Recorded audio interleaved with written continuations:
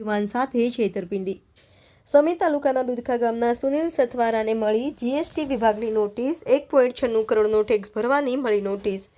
Bengaluru GST વિભાગની notice મળતા છેતરપિંડી સામે આવી। બનાવટી દસ્તાવેજો બનાવી આચરી છેતરપિંડી। અલગ અલગ રાજ્યોમાં 11થી વધુ પેઢીઓના નામે કરોડોનું ટર્નઓવર ખુલ્યું। મજૂરી કામ કરતા યુવકને કરોડોનો ટેક્સ ભરવાની નોટિસ મળતા પરિવાર ચોંકી ઉઠ્યું। ભોગ બનનાર યુવક પરિવારે ગૃહ વિભાગ અને ક્રાઇમ બ્રાન્ચમાં કરી રજૂઆત। મારું નામ સતરા શંકુમાર બચુભાઈ છે। તાલુકો સમી છે, ગામ મારું દુધકા છે। મારે ગામડે એક ટપાલથી મારે નોટિસ આવી છે બેંગ્લોરથી। એમાં મેં નોટિસ ખોલી તાણે મારે ઇન્કમ ટેક્સ મારે 1,96,00,000 રૂપિયા મારે ટેક્સ ભરવાનો આવ્યો છે। ઓકે, મારા ખોટા પુરાવા કરીને મારા નામે 11 પેઢી ચાલુ કરી છે। સંખ્યા કર્ણાટક, તમિલનાડુ, કર્ણાટકને જે 11 પેઢી મારા નામે ચાલુ કરી છે। એમાં અમે વકીલની સલાહ લીધી। વકીલે અલગ અલગ કાગળ અમને કાઢી આપ્યા। જેમ કે હાલ મારા નામ ઉપર 100 કરોડનું કૂપન ઉડેલું છે। હવે અમારે ભત્રીજો સુનિલ કુમાર બચુભાઈ સથવારા છે અને એની સાથે કંઈક છેતરપિંડી થઈ છે અને અમે જોયું તો કર્ણાટકના બેંગ્લોરથી કંઈક નોટિસ આવી છે। 1,96,00,000 રૂપિયાનો ટેક્સ ભરવાનો।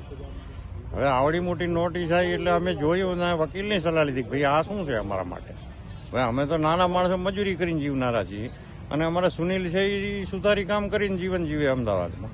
હવે એની સાથે કોઈ કાગળોની પેલી કરી અને કોઈએ બનાવટ કરી અને ફ્રોડ કરી અને બનાવટી કાગળો બનાવીને જુદી જુદી કંપનીઓ બનાવેલી છે કંઈક, અને 11 જેટલી કંપનીઓ કંઈક કાર્યરત બોલે છે અને અલગ અલગ સ્ટેટમાં, મણિપુર, મહારાષ્ટ્રમાં છે, કંઈક ઉત્તર પ્રદેશમાં છે, તમિલનાડુમાં છે, ત્રિપુરામાં કંઈક આવે છે સરનામું।